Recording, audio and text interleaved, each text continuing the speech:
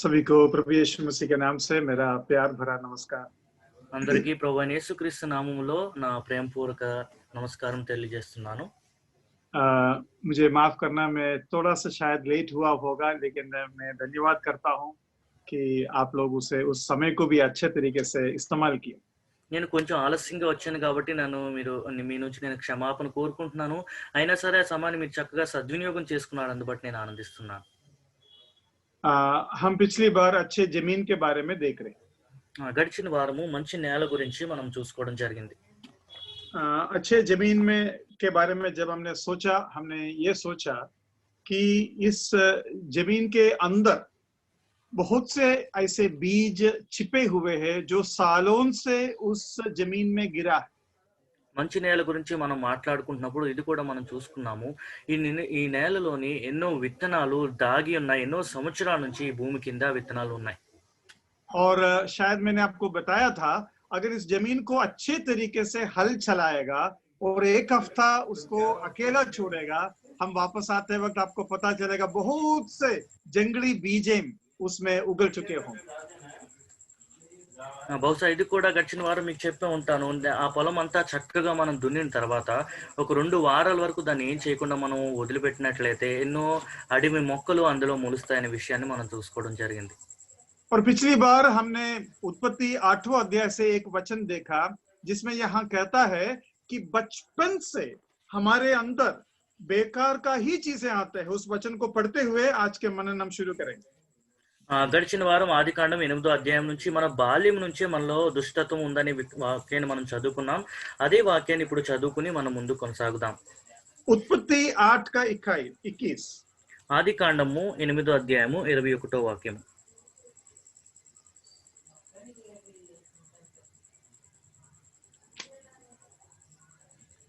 అప్పుడు యెహోవా ఇంపైన సువాసన ఆగ్రహించి ఇక మీదట నరులను బట్టి భూమిని మరలా శపించెను. ఎందుకనగా నరుల హృదయాలోచన వారి బాల్యం నుండి చెడ్డది. तो इस वचन से हमें क्या समझ में आता है? అయితే ఈ వాక్యం నుంచి మనకి ఏం అర్థమవుతుంది? बचपन से जो कुछ उत्पन्न होता है, जो कुछ उत्पन्न होता है, బాల్యం నుంచి ఏది ఉద్భవించినా సరే वह बुरा ही बुरा होता है। అది కేవలం చెడ్డదిగానే ఉంటుంది. ये एक आम सच्चाई है। ఇది ఒక యథార్థమైన సత్యం. मतलब आपको ये मालूम होना चाहिए, आप लोग नौजवान लोग हैं, आप लोग सोचते होंगे कि सभी को ये परेशानी नहीं है जो मुझ में है।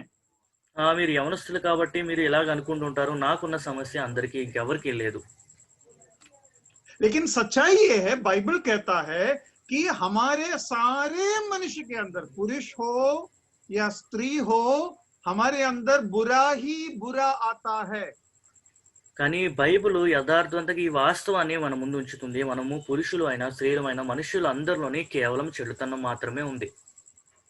जब आपको ये समझ में आएगा, तब आपको समझ में आएगा कि हम सभी को एक जैसे प्रभु यीशु मसीह का मदद चाहिए। ఈ విషయం మీరు అర్థం చేసుకున్నప్పుడు మన అందరికీ ఒకే విధంగా ప్రభువైన యేసుక్రీస్తు వద్ద నుంచి సహాయం కావాలనే విషయం అర్థమవుతుంది. जब आपको पता चलेगा ये एक प्रिंसिपल है, ये एक फॉर्मूला है, ये एक स्पिरिचुअल सच्चाई है कि आपके अंदर जो कुछ उत्पन्न होगा बुरा ही बुरा होगा। మీకు కానీ ఈ ఆత్మీయ సత్యం తెలిసినట్లయితే, ఈ సిద్ధాంతం తెలిసినట్లయితే మీలోంచి ఏది ఉద్భవించినా అది కేవలం చెడుతనం మాత్రమే ఉంటుంది. तो जो अच्छा आना चाहिए वो हमारे अंदर से नहीं आएगा, बाहर से ही आएगा। అయితే మనలోకి రావాల్సిన మంచి అనేది మన లోపల నుంచి కాదు కానీ బయట నుంచే రావాలి. ये अगर हम समझेंगे ना, तो मसीही जीवन के सबसे बड़ा एक सबक, एक सीख होगा। ఇది మనం అర్థం చేసుకున్నట్లయితే క్రైస్తవ జీవితంలో నేర్చుకోవాల్సిన అతిపెద్ద ప్రాముఖ్యమైన పాఠము మనం నేర్చుకోగలుగుతాం. हम विश्वासी होते हुए कभी कभी ऐसा सोचते होंगे, क्या मैं अच्छा हूँ, क्या मैं और अच्छा हो सकता हूँ, उसके उतना मैं अच्छा नहीं हूँ, या मैं उससे भी अच्छा हूँ, ऐसा सोचते होंगे। మనం విశ్వాసులుగా ఉంటున్నప్పుడు అయినా సరే మనం ఇలాగ ఆలోచిస్తుంటే నేను అంత మంచివాడిని కాదేమో, నేను తనలాగా మంచిగా ఉండాలనుకున్నాను, తనకన్నా మంచిగా ఉండాలనుకున్నాను, తనకన్నా నేను మంచివాడిని అనే ఆలోచనలు మనకి కలుగుతూ ఉంటాయి. ये सोच बिल्कुल गलत है। ఇది చాలా తప్పు అయిన ఆలోచన. सही सोच ये है, बाइबल कहता है बचपन से बुरा ही बुरा उत्पन्न होता है, मेरा हृदय मेरा जमीन एक ऐसा जमीन है। కానీ బైబిల్ స్పష్టంగా చెప్తుంది మన హృదయం నుంచి కేవలం చెడుతనం మాత్రమే ఉద్భవిస్తుంది. అది నా హృదయము, నా నేల. तब हमें क्या करना होगा, हमें यह भी समझना होगा ये बात कब का बात है। ये जो बात प्रभु ने बोला ये लगभग 5000 साल के पहले की बात। ఈ విషయం ఎప్పుడుది అని మనం అర్థం చేసుకున్నట్లయితే ఇది సుమారు 5000 సంవత్సరముల క్రితం జరిగిన సంఘటన గురించిన విషయం. 5000 साल पहले के युवजनों यूथ के बारे में बता रहा है. 5000 సంవత్సరాల క్రితం యవనస్తుల గురించి ఇక్కడ వాక్యంలో చెప్పబడి ఉంది. अभी हमारे बीच में सबसे बुजुर्ग एजी जेकब अंकल है. ఇప్పుడు మన మధ్యలో అందరికన్నా వృద్ధులు జేకబ్ అంకుల్ ఉన్నారు.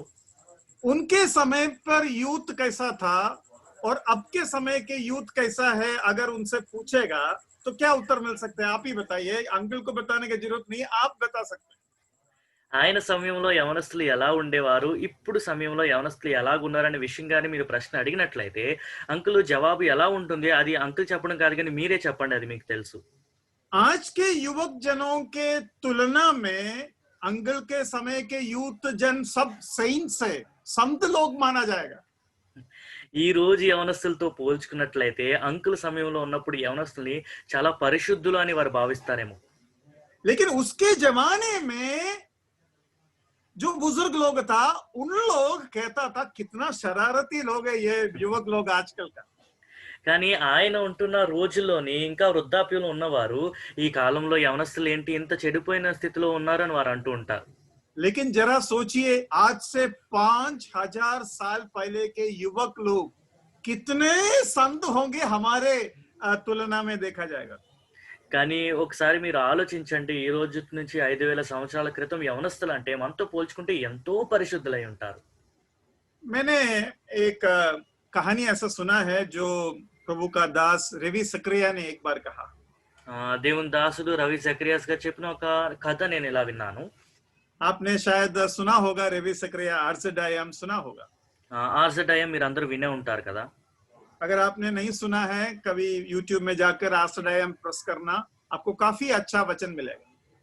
మీరు ఇప్పుడు వినలేనట్లయితే యూట్యూబ్ మీరు వెళ్ళి ఆర్సడయం అని సెర్చ్ చేయండి, మీకు చాలా మంచి వాక్యాలు లభిస్తాయి. रवि सक्रिया अभी प्रभु के पास आराम कर रहा है. प्रभु के लिए बहुत मेहनत करने का मौका प्रभु ने उन्हें दिया. రవి జక్రియాస్ గారు ఇప్పుడు దేవుని యొక్క విశ్రాంతి చెందుతున్నారు. దేవుని కొరకు ఎంతో గొప్ప కార్యములు, ఎంత కష్టపడి ఆయన పనిచేయటకు దేవుడు అవకాశం ఇచ్చారు. वो कहानी ऐसा था, ఆ కథ ఇలా ఉంటుంది. 2 गुंडे भाई थे, बहुत बड़ा गुंडा था, 2 गुंडे भाई थे. ఇద్దరు సహోదరులు వారు ఇలాగ ఎంతో రౌడీలుగా ఉండేవారు. तो उसमें से एक गुंडा भाई मर गया. అందులో ఒక సహోదరుడు మరణించాడు. तो ये जो जिंदा है वो आकर पास्टर जी से कहा, मैं आपको 1 लाख रुपया देंगे, मेरा भाई का दफन आपको करना है और उसके बारे में अच्छे बातें बोलना है. అయితే బతికున్న ఒక సహోదరుడు పాస్టర్ గారి దగ్గరికి వెళ్ళి, నేను మీకు ₹1,00,000 ఇస్తాను, ఆయన దహన సంస్కరణ క్రియలని మీరు చేయాలి, అతని గురించి కేవలం మంచి మాటలు మాత్రమే చెప్పాలి అని అడిగాడు. और अभी ये गुंडा है, इसको मना तो नहीं कर सकते, अभी 1 लाख की बात नहीं है, गुंडा है तो फिर अगर 1 लाख मिलेगा नहीं तो फिर गोली मिलेगा. तो सोचा चलो ठीक है, मैं मान लेता हूँ, मैं भाषण दूंगा बोला. ఇది డబ్బులకి సంబంధించిన విషయం కాదు, ₹1,00,000 గురించి కాదు, కానీ ఆయన ఒక గూండా కాబట్టి ఒకవేళ నేను ఒప్పుకోలేనట్లయితే ఆయన కాల్చి వేస్తాడేమో కదా, దాని బదులు ఒప్పుకుందామని ఆయన ఇలా ఒప్పుకున్నాడు. तो बहुत लोग इकट्ठा हुआ, पुलिस आया, गुंडे लोग आया, और गुंडे की वजह से जितने लोग तंग हो गया था उन लोग सब आ गया था. అక్కడికి ఆ దహన సంస్కరణకి ఎంతో మంది వచ్చారు, పోలీసులు వచ్చారు, గూండాలు వచ్చారు. ఈయన వల్ల హింసింపబడిన వారు కూడా చూడడానికి ఎంతో మంది అక్కడికి వచ్చారు. पास्टर भाषण देना शुरू हो गया. అక్కడ ఆయన మాట్లాడడం ప్రారంభించారు. कहने लगा, इसके जैसे बदतर एक आदमी को मैंने जिंदगी में कभी नहीं देखा. చెడ్డవాడు. Uncle, can you repeat? I didn't get it. या इसके जैसे एक बेकार, ये जो आदमी मर गया, इसके जैसे एक बेकार पियक्कड़ पागल आदमी को मैंने कभी नहीं देखा. ఇలాంటి వ్యక్తి, ఇంత చెడ్డవాడు, ఇంత తాగుబోతు, ఇంత పిచ్చివాడిని నేను ఎప్పుడు చూడలేదు అని అతను చెప్పారు. इसने यहाँ इकट्ठे हुए हुए ऐसे कोई भी नहीं होगा जिसको तंग नहीं किया होगा. ఇక్కడ కూడి ఉన్న వాళ్ళందరిలో కూడా ఇతను హింసించిన వాడంటూ ఎవ్వరూ లేరు అని ఆయన చెప్పాడు. कंडीशन क्या था? मेरे भाई के बारे में संत बोलने का, मेरा भाई एक संत है कर बोलना है करके ये बोला है. అతను ఇంకో సహోదరుడు అతనికి ఇచ్చిన కండిషన్ ఏంటంటే, నా సహోదరుడు చాలా పరిశుద్ధుడు అనే మాట మీరు చెప్పాలి. तो ये ऐसा भाषण दे रहे हैं, ये अपने भाई के बारे में सारे बुरे बातें बताते हैं. కానీ ఈయన సహోదరుడు గురించి ఈయన అన్ని చెడు మాటలే చెప్పారు. लास्ट में पास्टर ने ऐसा बोला, ఆఖరిగా పాస్టర్ గారు ఇలా చెప్పారు, लेकिन इतने बुरे होने के बावजूद भी उसका भाई जो जिंदा है उसके तुलना में ये जो मर गया संत, ఇంత చెడ్డవాడైనప్పటికీ కూడా ఆయన సహోదరుడు బతికున్న సహోదరుడితో పోల్చుకున్నట్లయితే ఈయన ఎంతో పరిశుద్ధుడు అని చెప్పారు. मतलब ये जो आदमी मर गया बुरा है, लेकिन ये जो आदमी जिंदा है ना, उसके तुलना में देखा जाएगा तो जो मर गया वो संत.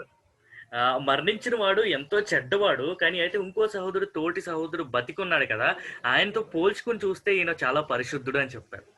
आज से 5000 साल बीड़ी सिगरेट गांजा नहीं था. ఈ రోజు నుంచి 5000 సంవత్సరాల క్రితము బీడీ, సిగరెట్, గంజాయి లాంటివి ఏమీ లేవు. TV, radio, YouTube, Instagram, mobile तो बिल्कुल नहीं था. టీవీ, రేడియో, యూట్యూబ్, ఇన్స్టాగ్రామ్ లేకపోతే మొబైల్స్ ఇలాంటివి ఏమీ లేవు. 5000 साल पहले दारू भी नहीं था, क्योंकि नोहा के टाइम के उसके पास ये बात हुआ. नोहा के टाइम से आगे जाकर नोहा जाकर सबसे पहले दारू पिया, అయితే दाकरस पिया. ఆయన ద్రాక్ష రసము లేదా మత్తు పదార్థములు ఇలాంటి పానీయంలో 5000 సంవత్సరాల క్రితం లేదు. నోవాహు సమయంలోని ఆ దగ్గరగా సుమారు ఆ సమయంలో మాత్రమే వారు అది ప్రారంభించారు. मतलब 8वां अध्याय में दारू का इन्वेंशन नहीं हुआ है. అయితే 8వ అధ్యాయంలోని మత్తు పదార్థాలు లేదా త్రాగుడు పదార్థాల గురించి ఇక్కడ ప్రారంభం ఇంకా అవ్వలేదు. और दारू का इन्वेंशन उसके बाद होने के बावजूद भी आज जैसे लोग दारू पीते हैं वैसा नहीं है. एक बार नोहा ने थोड़ा ज्यादा दाकरस पी लिया, पता नहीं था क्या होगा, लेकिन अचानक मत वाला हो गया. అయితే మద్యము సేవించారు కానీ అక్కడ నోవాహు మద్యం సేవించడం మనం చూస్తున్నాం, కానీ ఈ రోజుట్లో ఎలా మద్యం సేవిస్తున్నారో అలాగా కాదు, కానీ ఎక్కువ ద్రాక్షారసం తాగడం వల్ల ఆయన మత్తులో అలా ఉండిపోయాడు అనే విషయాన్ని అక్కడ మనం చదువుతున్నాం. तो मैं आपको ये बताना चाहता हूं, फिर भी बाइबल कहता है जो कुछ उत्पन्न होता है बुरा ही होता है. అయితే నేను ఏం చెప్పాలనుకుంటున్నానంటే, బైబిల్ మనకి ఏం చెప్తుందంటే, మనలోంచి ఉద్భవించేది ఏదైనా సరే చెడు మాత్రమే ఉద్భవిస్తుంది. इसके ऊपर मैंने इतना जोर क्यों दिया? దీని గురించి అంత నేను శ్రద్ధ వహించి ఎందుకు చెప్తున్నాను? आपको 100 प्रदर्शक, उसमें से एक प्रदर्शक भी अगर आपको अच्छा बीज आपके हृदय में आना है, उत्पन्न होना है, तो प्रभु से ही पाना पड़ेगा, पूरा दुनिया में मिलेगा. మీ 100%లోనే కనీసం 1% మంచితనం మీరు కావాలనుకున్నా సరే కేవలం ప్రభువైన యేసుక్రీస్తు వారి దగ్గర నుంచే మీకు లభిస్తుంది, కానీ లోకంలో ఎక్కడా మీకు మంచితనం లభించదు.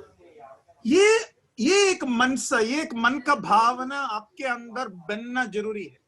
మన మనస్సులో ఇటువంటి భావన కలిగి ఉండుట చాలా ప్రాముఖ్యమైనది.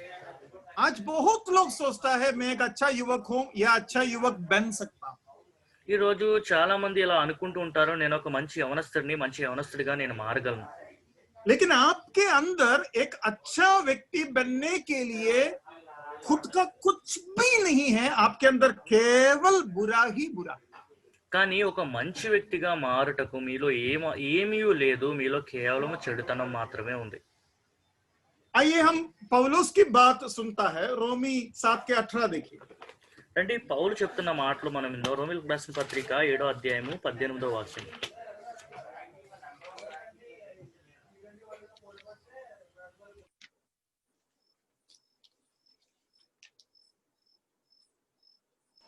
Binu, it is chapter 7. हाँ, रोमी 7वां अध्याय 18वां वचन. రోమీయులకు రాసిన పత్రిక 7వ అధ్యాయము 18వ వాక్యం.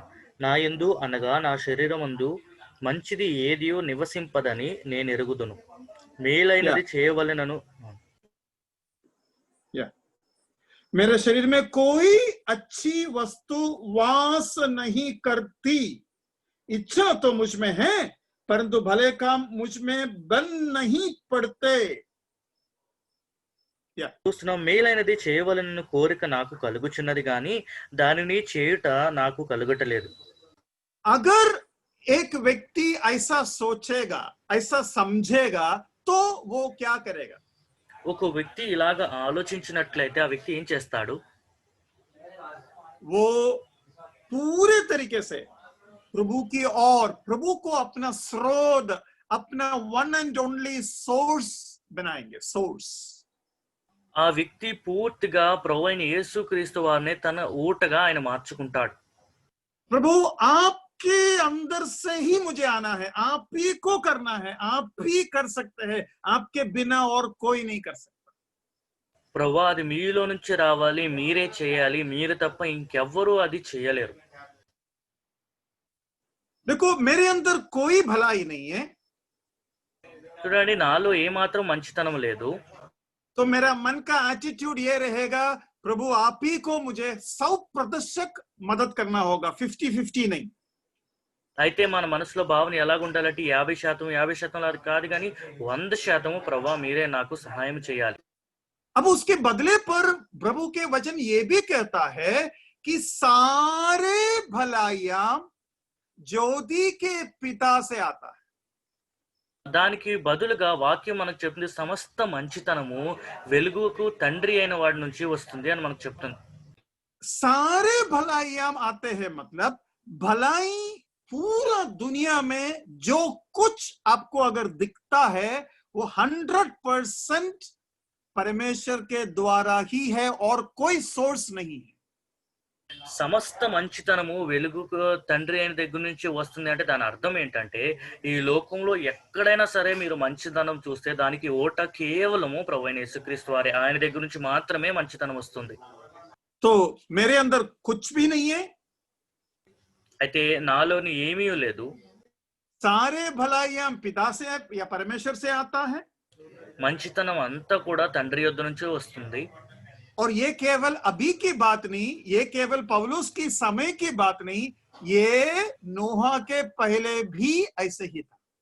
ఇది కేవలము పౌలు ఉంటున్న సమయంలో జరిగిన సంఘటన గురించి కాదు కానీ నోవాహు సమయం కన్నా ముందు సమయం నుంచి ఇదే అవుతుంది. अभी बचपन से उनके अंदर बुरा ही बुरा उत्पन्न होता है। जब परमेश्वर ने कहा, ये कॉन्टेक्स्ट क्या था, क्या पृष्ठभूमि था? అయితే బాల్యం నుంచి సమస్తము చెడుతనం మాత్రమే వీరి నుంచి ఉద్భవిస్తుందని దేవుడు చెప్తున్నప్పుడు అక్కడ నేపథ్యం ఏంటి? क्या है मालूम है कॉन्टेक्स्ट? అక్కడ నేపథ్యం ఏంటో మీకు తెలుసా? परमेश्वर पूरा पृथ्वी को नाश कर दिया, ఆ దేవుడు లోకం అంతా పూర్తిగా నాశనం చేశాడు. केवल नूह और परिवार बच गया, కేవలము నోవాహు తన కుటుంబం మాత్రమే రక్షింపబడ్డారు. और नूह अभी बलिदान चढ़ाया, నోవాహు ఇప్పుడు బలి అర్పించాడు. बलिदान का धुआं परमेश्वर के नथनों में पहुंचा। ఆ బలియాగం అర్పించిన తర్వాత దాని యొక్క సువాసన తండ్రి యొద్దకు అది చేరుకుంది. उसको प्रभु ने सूंघा, परमेश्वर ने उसको सूंघा, ప్రభు అది ఆస్వాదించారు. और सूंघने के बाद बता रहा है क्या मनुष्य के अंदर केवल बुरा ही बुरा उत्पन्न होता है। నోవాహు బలి అర్పించిన తర్వాత అది ఎంత ఆగ్రహించిన తర్వాత దేవుడు అంటున్నాడు, మనుషుల నుంచి వచ్చింది సమస్తము చెడ్డతనం మాత్రమే. नूहा के बारे में परमेश्वर पहले क्या कहा था मालूम है? पूरे पीढ़ी में केवल नूह धर्मी था। అయితే నోవాహు గురించి దేవుడు ముందుగా ఏం చెప్పారు మీరు చూస్తున్నారు, అక్కడ తరములన్నిటిలో కూడా నోవాహు మాత్రమే నీతిమంతుడు. उस नूह के बलिदान को सूंघ कर परमेश्वर ऐसा कहा, मतलब this is a universal truth, this is a truth where there is nobody is excused, और कोई भी ये नहीं बोल सकता मैं इस कैटेगरी में नहीं हूं, ऐसा मैं इस कैटेगरी में नहीं हूं कर कोई भी नहीं कह सकते। అయితే నోవాహు బలి అర్పించిన తర్వాత అది ఆగ్రహం నుంచి ప్రభు ఈ మాట చెప్తున్నారు. దాని అర్థం ఏంటంటే ఇది సార్వత్రిక సత్యము. ఎవ్వరూ కూడా ఇందులో నుంచి నేను లేను అని చెప్పలేరు. ఇందులో నోవాహును కూడా కలుపుకుంటూ ప్రభువు సమస్తము చెడుతనం అని చెప్తున్నారు. इसलिए नौजवानों, हम आपके दिल को समझते हैं. అందుకే యవనస్తులైన మీ హృదయములు మేము ఎరిగి ఉన్నాం. शायद आप हमारे दिल को नहीं समझते. బహుశా మీరు మా హృదయాన్ని అర్థం చేసుకోరేమో. एजी जेकब अंकल, टॉम ब्रदर, सब आपके दिल को जानते हैं क्योंकि हम सब एक समय पर युवक थे. మేమందరము ఒక సమయంలో యవనస్తులం కాబట్టి జేకబ్ అంకుల్ అయినా టామ్ అని అయినా వారు మీ హృదయాన్ని ఎరిగిన వారు. लेकिन मैं आपको एक सीक्रेट बताता हूं. కానీ మీకు నేను ఒక రహస్యం చెప్తాను. हमारा शरीर उम्र में बढ़ रहा है, लेकिन आप एजी अंकल को, टॉम ब्रदर को पूछिए, हमारा मन अभी भी आपसे भी भयंकर है. అయితే మా శరీరము ఇలాగ వయసులో మేము ఎదుగుతున్నాము కానీ మా మనస్సు మాత్రము మీకన్నా అది భయంకరమైన స్థితిలో ఉంది. आजकल आप न्यूज़पेपर पढ़कर देखिए, बुजुर्ग लोगों का पाप करने में बिल्कुल पीछे नहीं है. ఈ రోజుల్లోని మీరు వార్తాపత్రికలు చదివి చూడండి, వృద్ధులు అవుతున్న వారు పాపం చేయటంలో ఎక్కడ వారు వెనకడుగు వేయట్లేదు. अभी मैं एक चीज बोल रहा हूं जो बहुत खतरनाक है. ఇప్పుడు నేను చెప్పబోయే అంశము చాలా భయంకరమైన విషయము. आप जितना पाप से बच सकते हैं, उससे भी ज्यादा मुश्किल है एक बुजुर्ग व्यक्ति को बचना पाप से. మీరు పాపము నుంచి ఎంత సులువుగా తప్పించుకుంటారో ఒక వృద్ధాప్యము లేదా వయసు పైబడుతున్న వ్యక్తి ఆ పాపము నుంచి తప్పించుకుంటా చాలా కష్టమైనది. क्यों क्यों ఎందుకు?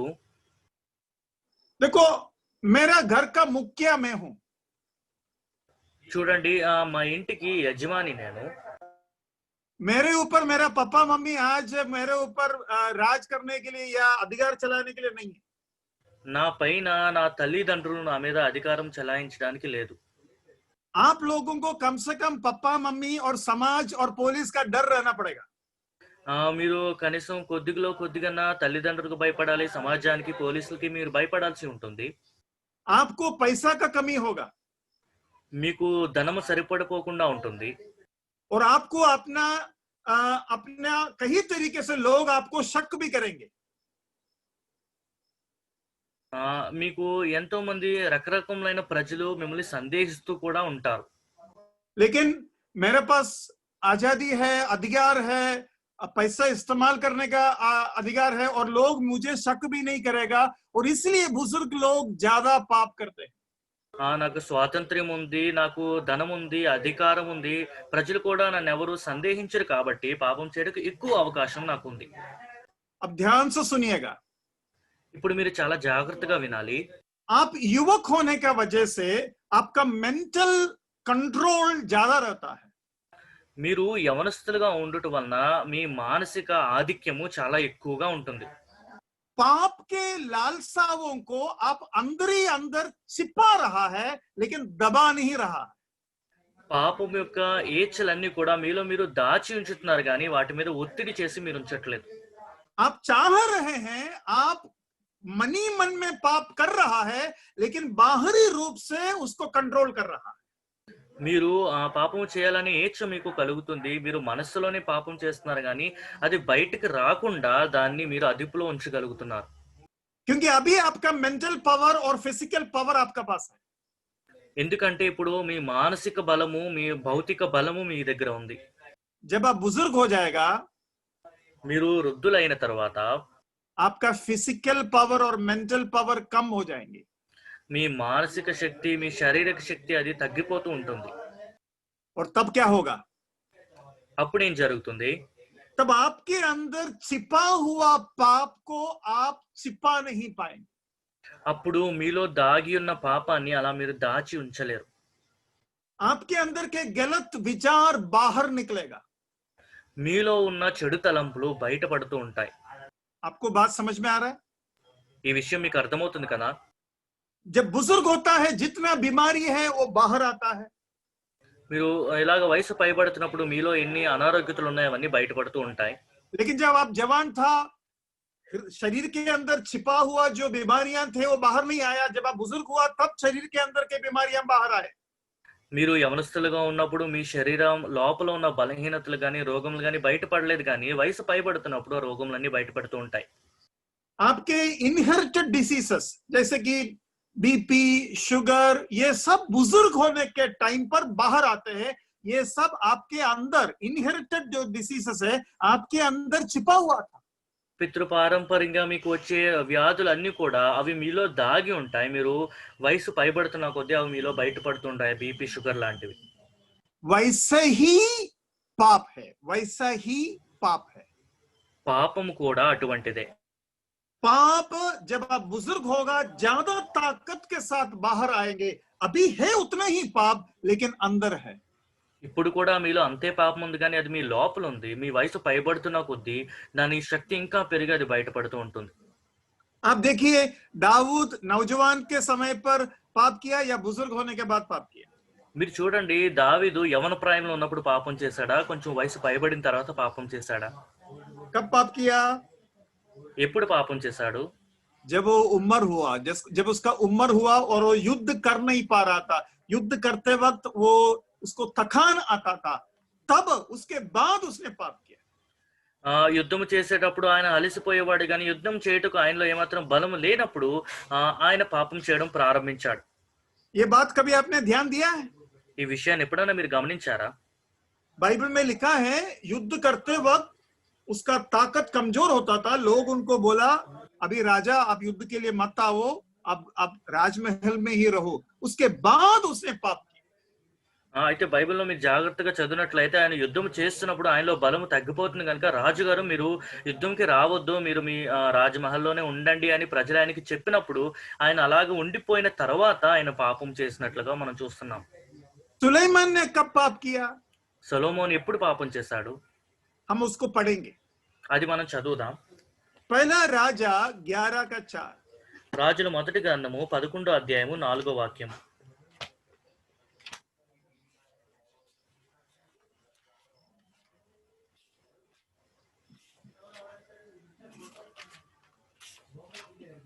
రాజుల మొదటి గ్రంథము 11వ అధ్యాయము 4వ వాక్యం మనం చూసుకున్నాం. సొలొమోను వృద్ధుడైనప్పుడు అతని భార్యలు అతని హృదయమును ఇతర దేవతల తట్టు తిప్పగా అతని తండ్రి అయిన దావీదు హృదయము వలె అతని హృదయము దేవుడైన యెహోవా ఎడల యథార్థము కాకపోయెను. हाँ, 11:4 ऐसा बोलता है, जब सुलेमान बुढ़ा हुआ तब उसकी स्त्रियों ने उसका मन पराये देवताओं की और बहका दी। సొలొమోను వృద్ధుడైనప్పుడు అతని భార్యలు అతని హృదయమును ఇతర దేవతల తట్టు త్రిప్పరి అని మనం చూస్తున్నాం. ये बात आपको समझ में आया? ये पाप उसका पहले ही है, उधर घर के अंदर है, बीवियां हैं, लेकिन सुलेमान उसको रोक कर रखा। लेकिन जब वो कमजोर हुआ उसके अंदर छिपा हुआ पाप बाहर निकला। కానీ ఈ మాట మీరు జాగ్రత్తగా గమనించండి. ఆ ఇంటిలోని పాపం ఉంది, ఎప్పటి నుంచో ఆ పాపం ఉంది, భార్యలు ఉన్నారు, కానీ ఆయన యవన ప్రాయంలో ఉంటున్నప్పుడు పాపాన్ని ఆపుకుంటూ వచ్చాడు, కానీ ఆయన బలహీనుడు అయినప్పుడు ఆ పాపం బయటపడినట్లుగా మనం చూస్తున్నాం. मैं आपको ये बताना चाहता हूं, अगर आज आपके मन के अंदर के पापों को आप खत्म और उसके ऊपर जीत नहीं पाओगे, कल यही पाप आपको कब्जा करेगा। నేను ఒక మాట మీకు చెప్పాలనుకుంటున్నాను. ఈ రోజు మీకు ఏ పాపంలో అయితే అడ్డొస్తున్నాయో వాటి మీద మీరు విజయం పొంది వాటిని అనగదొక్కలేనట్లయితే రేపు ఈ పాపంలే మిమ్మల్ని ముంచివేస్తాయి. आज ये पाप बाहर नहीं आ रहा है, वो अंदर है। ఈ రోజు ఈ పాపంలు బయటపడట్లేదు, అవి లోపలే ఉన్నాయి. और आप लोग सोच रहा है किसी को नहीं मालूम, और मैं जब बुढ़ा हो जाएंगे मेरा ये लालसा सब खत्म हो जाएगा और मैं संत बन जाएगा। మీరు అనుకుంటున్నారు ఈ విషయాలు ఎవరికీ తెలియవు, నేను ఇంకా అలా వృద్ధాప్యంలోకి వస్తున్నప్పుడు నాలో ఉన్న ఏచలన్నీ తగ్గిపోతాయి, నేను బలహీన అయిపోతాను, అప్పుడు నేను పరిశుద్ధుడిగా అవుతాను అని మీరు అనుకుంటున్నారేమో. लेकिन ऐसा नहीं है। सुलेमान और दाऊद के जीवन ऐसा बताते हैं। కానీ అలాగా కాదు అనే విషయము సొలొమోను దావీదు జీవితముల ద్వారా మనకు అర్థమవుతుంది. इसलिए बाइबल कहता है जो अपना पाप को ढकते हैं उसे शुभ नहीं होगा। जरा पढ़िए नीति वचन 28 का 13। అందుకే బైబిల్ చెప్తుంది అతిక్రమములు దాచిపెట్టుకునేవాడు వర్ధిల్లుడు అని. ఆ వాక్యం ఒకసారి మనం చూద్దాం. సామెతల గ్రంథము 28వ అధ్యాయము 13వ వాక్యము. जो अपने अपराध छिपा रखता है उसका कार्य सफल नहीं होता, परंतु जो उनको मान लेता है और छोड़ भी देता है उस पर दया की जाएगी। చూడండి 28వ అధ్యాయం 13వ వాక్యం. అతిక్రమములను దాచిపెట్టువాడు వర్ధిల్లడు, వాటిని ఒప్పుకుని విడిచిపెట్టువాడు కనికరం పొందును. आपको बात समझ में आ रहा है? आपको ये सीरियसनेस समझ में आ रहा है? దీని ఈ గంభీరత మీకు అర్థమవుతుందా? ఈ విషయం మీకు అర్థమవుతుంది కదా? क्योंकि आप नौजवान लोग हैं, आपको समाज को डरना है, मम्मी पापा को डरना है, पैसा नहीं है आपके पास, आप थोड़ा बहुत आपको रोक पाएंगे, लेकिन अंदर ही अंदर मन में आपके अंदर बुरे विचार चल रहा है। लेकिन कल यही विचार आपको कब्जा करेगा। ఈ రోజు మీ హృదయంలోని చెడు తలంపులు ఉన్నాయి. ప్రస్తుతానికి మీరు యవనస్తులు కాబట్టి తల్లిదండ్రుల ఆధ్వర్యంలో ఉండాలి, పోలీసులు కానీ సమాజంలో కానీ వారికి లోబడి మీరు ఉండాలి కాబట్టి మీరు వాటిని అదుపులో ఉంచుకోగలుగుతున్నారు. కానీ కొంచెం పెద్ద అయిన తర్వాత, వయసు పైబడిన తర్వాత ఇవి మీరు ఆపుకోలేరు. इसलिए अपराध को छिपा रखने से फायदा नहीं, प्रभु के सामने अपराध को मानो और पूरा प्रार्थना और प्रयत्न करो कि उसके ऊपर जीत हासिल करे। అయితే అతిక్రమములు దాచిపెట్టుకున్నట్టు వల్ల మనకేమీ లాభం లేదు కాబట్టి మన అతిక్రమముల్ని మనం ఒప్పుకుని వాటి మీద మనం విజయం సాధించాలి అని మనం ప్రార్థనాపూర్వకంగా వీక్షిద్దాం. गिव मी 1 सेकंड, मेरा चार्ज कम हो रहा है।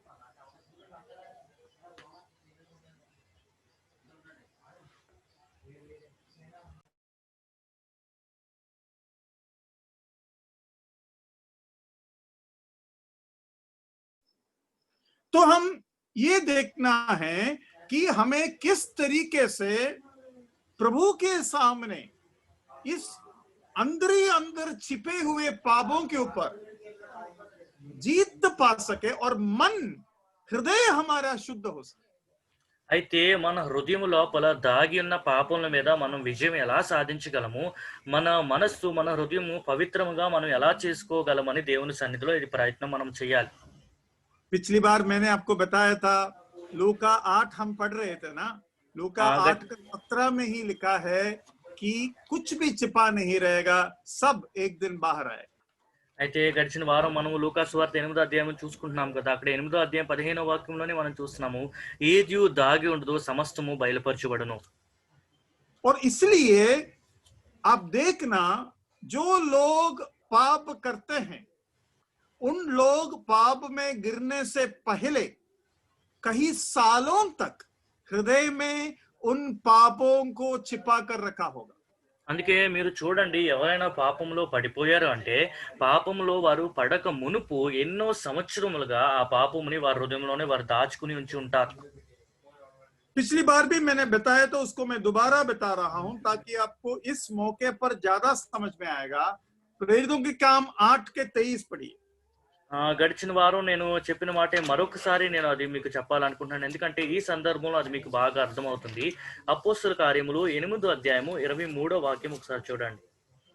हम देखते हैं शिमोन ने एक बहुत बड़ा गलत तरीका अपनाया। అక్కడ సీమోను ఒక చాలా తప్పుడు అయిన ఒక పద్ధతి ఆయన ఎంచుకున్నట్లుగా మనం చూస్తున్నాం. उसने क्या बोला? मैं पैसा देता हूं और मुझे पवित्र आत्मा देने का ताकत, अधिकार, वरदान मुझे दे दे। అయితే ఆయన ఇలా చెప్పాడు, నేను మీకు ధనము సమకూర్చి ఇస్తాను, పరిశుద్ధాత్మని ఇచ్చుటకు కలిగిన ఆ వరదానం, ఆ వరము, ఆ శక్తిని నాకు ఇవ్వండి అని ఆయన అడిగాడు.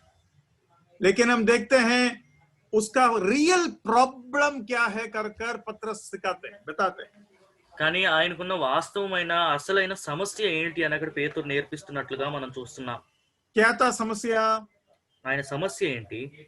8 के 23 में पढ़ता है, क्योंकि मैं देखता हूं कि तू पित्त की सी कड़वाहट और अधर्म के बंधन में पड़ा है। అక్కడ 23వ వాక్యంలో మనం చూస్తున్నాం, నీవు ఘోర దుష్టత్వములోను దుర్నీతి బంధకములోను ఉన్నట్టు నాకు కనబడుచున్నది. बाइबल में इंग्लिश में लिखा है रूट ऑफ बिटरनेस। ये रूट जमीन के अंदर था, किसी को नहीं पता था। कब पता चला? जब मुंह से ये बेवकूफीपन की बात बाहर निकला, तब पता चला। అయితే ఇంగ్లీష్ తర్జుమాలో చూసినట్లయితే చేదు అయిన వేరని తెలుగు ఫుట్ నోట్ లో కూడా అది మనం చూడగలుగుతున్నాం. దాని అర్థం ఏంటంటే ఆయన ఇలాంటి అర్థం లేని మాట బయట చెప్పినంత వరకు కూడా ఎవ్వరికి ఆయనలో ఇంత దుష్టత్వం దాగి ఉందనే విషయం ఎవరికి తెలియదు. और इसलिए अपने मन को शुद्ध करना, अपने मन को शुद्ध करना सबसे जरूरी बात। అందుకే మన హృదయంలో మన మనస్సులో పవిత్రపరచుకున్నట అన్నిటికన్నా చాలా ప్రాముఖ్యమైన అంశం. और सबसे पहले मन को शुद्ध करने का एक इलाका, वन एरिया ये है कि अपने भाइयों को जो छोटे हैं भाई समझे और जो बड़े हैं पितृ समझे। అయితే దీనికి మనం తెలుసుకోవాల్సిన ఒక విభాగం, ఏ విభాగంలో మనం దీన్ని మనం జయించగలమంటే మీకన్నా చిన్నవారిని మీరు సహోదరులు అనుకోండి, మీకన్నా పెద్దవారిని మీరు తండ్రులుగా భావించండి. और ये मैंने बहनों के लिए बताया, और भाई लोगों को कैसा देखना है? छोटे बहनों को बहन जैसे और बड़े बहनों को माँ जैसे। ఇది స్త్రీల కోసం నేను చెప్పాను. పురుషులు లేదా సహోదరులకి వారికన్నా చిన్నగా ఉన్న చిన్న వారిని వారు సహోదరులుగా ఎంచుకోవాలి, పెద్దవారిని తల్లులుగా వారు ఎంచుకోవాలి. और ये सोच प्रैक्टिस करना है और ऐसा ही सोचना है। ఈ ఆలోచన మనం ఆచరించాలి, ఆ ప్రయోగాత్మకంగా మనం అలాగే ఆలోచించాలి. हम एक और वचन पढ़ेंगे, 1 तिमोथी 5:6। మరొక వాక్యం మనం చదువుకున్నాం. తిమోతికి రాసిన మొదటి పత్రిక 5వ అధ్యాయము 6వ వాక్యము. 1 तिमोथी 5:6। తిమోతికి రాసిన మొదటి పత్రిక 5వ అధ్యాయము 6వ వాక్యము.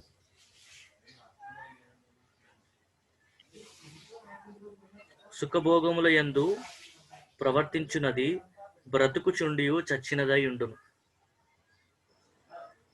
पर जो भोग विलास में पड़ गई वह जीते जी मर गई है।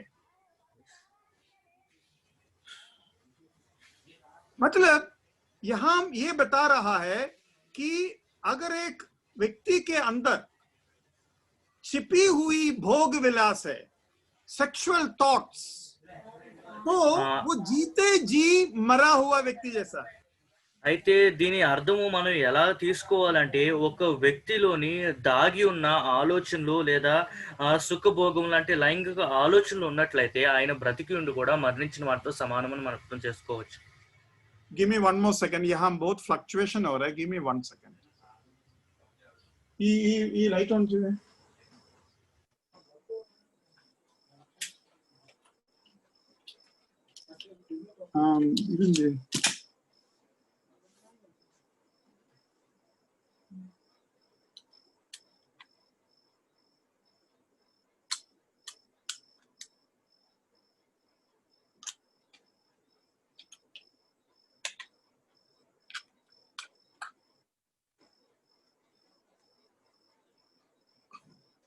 यहाँ सप्लाई का काफी प्रॉब्लम हो रहा है, सो इसका वजह से ये लाइट अभी ऐसा है, थोड़ा सा एडजस्ट करना पड़ेगा आपको. Thank you. या तो हम ये देख रहा था कि हमारे मन को शुद्ध रखने का जरूरत. అయితే మన మనస్సులో మనం పరిశుద్ధంగా ఉంచుకుంటే ఎంతో ప్రాముఖ్యమైనదనే విషయాన్ని మనం చూస్తున్నాం. और आजकल ये यूट्यूब और इंटरनेट का वजह से मन को शुद्ध रखना आसान नहीं है. ఈ రోజు ఈ యూట్యూబ్ల వల్ల, ఇంటర్నెట్ వల్ల మనస్సులో మనం పవిత్రంగా ఉంచుకునుట అంత సులభమైన విషయం కాదు. तो बार बार अपने मन को पवित्र रखना और रिन्यू करना जरूरी है. సారి మన మనస్సుని మనం పవిత్రపరచుకుంటూ నూతన పరచుకునుట ఎంతో ప్రాముఖ్యమైనది. उसके मतलब ये है, जैसे हम बाहर जाते हैं, कपड़ा खराब हो जाता है, फिर आकर धोते हैं, नहाते हैं, फिर बाहर जाते हैं, कपड़ा खराब होता है, फिर आते हैं, धोते हैं, नहाते हैं. कंटिन्यूअस वॉशिंग एंड रिन्यूइंग ये होते रहता है. దీని అర్థం ఏంటంటే మనం బయటికి వెళ్ళినప్పుడు మన దుస్తులు అవి పాడైపోతూ ఉంటాయి, తిరిగి ఇంటికి వస్తాం అని ఉతికి అవి ఆరబెట్టుకుంటాం, మళ్ళీ బయటకు వెళ్తాం బట్టలు పాడవుతాయి, మళ్ళీ ఉతికి ఆరబెడితే అది ఎప్పుడు అలాగా జరుగుతూనే ఉండాలి. हम उस बात को रोमी 12 का 1 से समझने का कोशिश करेंगे. ఆ మాట మనం రోమిలకు రాసిన పత్రిక 12వ అధ్యాయం 1వ వాక్యం నుంచి అర్థం చేసుకోవడానికి ప్రయత్నిద్దాం. इसलिए हे भाइयों, मैं तुमसे परमेश्वर की दया स्मरण दिलाकर विनती करता हूं कि अपने शरीरों को जीवित और पवित्र और परमेश्वर को भावता हुआ बलिदान करके चढ़ाओ, यही तुम्हारा आत्मिक सेवा है. 12వ అధ్యాయం రోమిలకు రాసిన పత్రిక 12వ అధ్యాయం 1వ వాక్యం. కాబట్టి సహోదరులారా, పరిశుద్ధమును దేవునికి అనుకూలమైన సజీవ యాగముగా మీ శరీరములను ఆయనకు సమర్పించుకొనుడని దేవుని వాత్సల్యమును బట్టి మిమ్మును బతిమాలుకొనుచున్నాను. ఇట్టి సేవ మీకు యుక్తమైనది. देखो, सारे बलिदान जो हम चढ़ाते हैं जानवर को मारने के बाद चढ़ाते हैं. చూడండి, మనం అర్పించే బలులు అన్నీ కూడా జంతువుల్ని మనం చంపిన తర్వాత అవి అర్పిస్తూ ఉంటాం. लेकिन हम एक जीवित बलिदान चढ़ा रहा है. కానీ మనము సజీవమైన యాగముగా అర్పించుకుంటున్నాం. जब जानवर को मारोगे नहीं और वो जिंदा है और लकड़ी के ऊपर बलि या वेदी के ऊपर चढ़ाओगे तो थोड़ी देर के बाद ये जिंदा जानवर क्या करेंगे? అనుకోండి, ఒక జంతువుని మీరు చంపలేదు, దాన్ని అలాగే బలిపీఠం మీద ఎక్కించారనుకోండి, కట్టెలు అవి కట్టి మీరు బలిపీఠం మీద బలి ప్రారంభించినట్లయితే ఈ బతికున్న జంతువు ఏం చేస్తుంది? अगर वो जानवर जिंदा है तो वेदी से कूदने का, नीचे गिरने का कोशिश करेगा. అది బతికి ఉన్నట్లయితే బలిపీఠం మీద నుంచి బయటికి దూకుటకు, కిందకు దూకుటకు ప్రయత్నిస్తూ ఉంటుంది. और आप जरा देखिए, आपके जीवन भी ऐसा ही है, मेरा जीवन भी ऐसा है. మీరు ఒకసారి జాగ్రత్తగా గమనించండి, మీ జీవితం అటువంటిదే, నా జీవితం కూడా అలాగే ఉంది. कितने बार हमने अपने आप को परमेश्वर के वेदी में चढ़ाया और कहा मैं प्रार्थना करूंगा, मैं बाइबल पढ़ूंगा, मैं झूठ नहीं बोलूंगा, मैं गलत चीज नहीं देखेंगे, लेकिन 1-2 दिन के बाद क्या होता है? हम वेदी से नीचे उतर जाता है. ఎన్నో సార్లు మనల్ని మనం బలిపీఠం మీద సమర్పించుకుని నేను ప్రార్థన చేస్తాను, బైబిల్ చదువుతాను, అబద్ధాలు మాట్లాడను, చెడు విషయంలో నేను చూడను అని మనం చెప్తూ ఉంటాం, కానీ చాలా సార్లు మనం అది చేయలేకపోతూ ఉంటాం. तो हमें क्या करना पड़ेगा? అయితే మనం ఏం చేయాలి? देखो, उधर लिखा है अपने शरीरों को जीवित और पवित्र और परमेश्वर को भावता हुआ बलिदान करके चढ़ाओ, यही तुम्हारा आत्मिक सेवा है. मतलब इससे कंटिन्यूस थिंग, आज करो, कल करो, परसों करो, आप थकने का नहीं, रोज अपने आप को वेदी में चढ़ाते रहो. అది అక్కడ చూడండి, పరిశుద్ధము దేవునికి అనుకూలమైన సజీవ యాగంగా మీ శరీరములను ఆయనకు సమర్పించుకొనుడి అని ఆయన చెప్తూ, ఇట్టి సేవ మీకు యుక్తమైనదే అని ఆయన చెప్తున్నాడు. ఇది ఎప్పుడు జరుగుతూ ఉండేదే, ప్రతి దినము మన జీవితంలో ఇది జరగాలి. मैं नेवी में 15 साल नौकरी किया हूँ. నేను నేవీలోని 15 సంవత్సరాలు పనిచేశాను. तो हम जब मार्च पास्ट करते हैं, మేము ఇలా మార్చ్ పాస్ట్ చేసినప్పుడు आप लोग देखा होगा कभी कभी 3 का एक रो में हम मार्च पास्ट करते हैं. మీరు చూసే ఉంటారు, అప్పుడప్పుడు మేము ఇలాగా ముగ్గురుగా ఒక లైన్ లో, ఒక వరుసలో నిలబడి మేము చేస్తూ ఉంటాం. तो 3 लोगों का रो में हम आपस में देखते हैं हम सेम लाइन में है कि नहीं, हम आपस में देखते हैं. ముగ్గురు ఉన్న మా వరుసలోని ఒకరినొకరు మేము చూసుకుంటాం, మేము ముగ్గురు ఒకే గీత మీద ఉన్నామా లేదా అని. लेकिन वो जो लंबा लाइन है वो कभी कभी हमारा रो बनता है. मतलब कभी कभी 21 लोगों का एक रो आएगा और उसमें एक साथ मार्च पास्ट करना और आपस में अलाइन करना आसान नहीं. అలాగా ముగ్గురుగా చేయటం అది సులభమే కాదు. కొన్ని సార్లు ఒకే వరుసలోని 21 మంది నుంచోవలసి వస్తుంది. అలా చేయడానికి అది చాలా కష్ట సాధ్యమైన పని. तब आपको बार बार अलाइन करना पड़ेगा, क्योंकि अलाइनमेंट हमेशा जाते रहेगा. అప్పుడు మీరు సారి మిమ్మల్ని మీరు సరి చేసుకుంటూ ఉండాలి, ఎందుకంటే ఆ సరితూకం అప్పుడప్పుడు సరిగా ఉండదు. वैसे ही यहाँ बोलता है वेदी में एक बार चढ़ाया, अलाइन हो गया. అదే విధంగా लेकिन दुनिया के साथ थोड़ा सा चलोगे, फिर अलाइनमेंट चला जाएंगे, फिर हम वेदी पे चढ़ाएंगे, फिर अलाइन होगा. అయితే ఇక్కడ మనం చూసుకున్నట్లయితే మీ జీవితంలో సజీవ యాగములుగా మనం బలిపీఠం మీద అర్పించుకున్నప్పుడు, ఒకసారి మనం అర్పించుకున్నప్పుడు మనం సరిగా ఒకే గీత మీద మనం ఉంటాము. మళ్ళీ లోకంలోకి వెళ్ళినప్పుడు ఆ గీత చెడిపోతుంది. మరొకసారి మనం బలిగా అర్పించుకుని సరిగా మనం ఉండాలి. ये रोमी 12 का दूसरा वचन जरा पढ़िए, दूसरा वचन। ఈ రోమీయులకు రాసిన పత్రిక 12వ అధ్యాయం 2వ వాక్యం మనం చూద్దాం. మీరు ఈ లోక మర్యాద के सदृश ना बनो, संसार के सदृश ना बनो, परंतु तुम्हारे मन के नए हो जाने से तुम्हारा चाल चलन भी बदलता जाए, जिससे तुम परमेश्वर की भली और भावती और सिद्ध इच्छा अनुभव से मालूम करते रहो। రోమీయులకు రాసిన పత్రిక 12వ అధ్యాయం 2వ వాక్యము, మీరు ఈ లోక మర్యాదను అనుసరింపక ఉత్తమమును అనుకూలమును సంపూర్ణమై ఉన్న దేవుని చిత్తమేదో పరీక్షించి తెలుసుకున్నట్లు మీ మనస్సు మారి నూతన మగుట వలన రూపాంతరము పొందుడి. इस संसार के सदृश ना बनो, अनजाने में हमारा अलाइनमेंट चला जाएंगे और दुनिया के जैसा हो जाएगा। ఈ లోక మర్యాదను అనుసరింపక అని మనం చూస్తున్నాం. మనకి తెలియకుండానే మనం క్రమము తప్పి లోకానుసారంగా మనం నడుస్తూ ఉంటాం. परंतु क्या करने का, तुम्हारे मन के नए हो जाने से रिन्यू योर माइंड, बार बार उसको अलाइन करो, तुम्हारे चाल चलन, तुम्हारा मार्च पास्ट भी बदलते जाए। అయితే ఇక్కడ మనం చూస్తున్నాం, మీ మనస్సు మారి నూతన మగుట వలన రూపాంతరము పొందుడి అని మనం చూస్తున్నాం.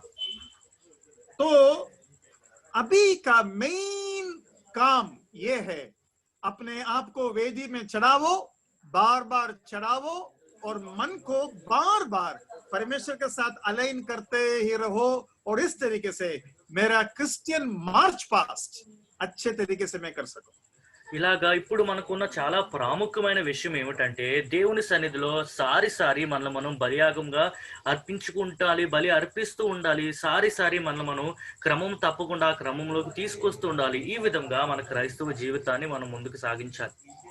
मतलब मेरा जो जमीन है, उस जमीन को बार बार हल चलाकर अंदर जितना भी बुराइयां हैं निकाल कर परमेश्वर के वचन को मेरे अंदर उगने में, उत्पन्न होने में मुझे अपने आप को सौंपना है।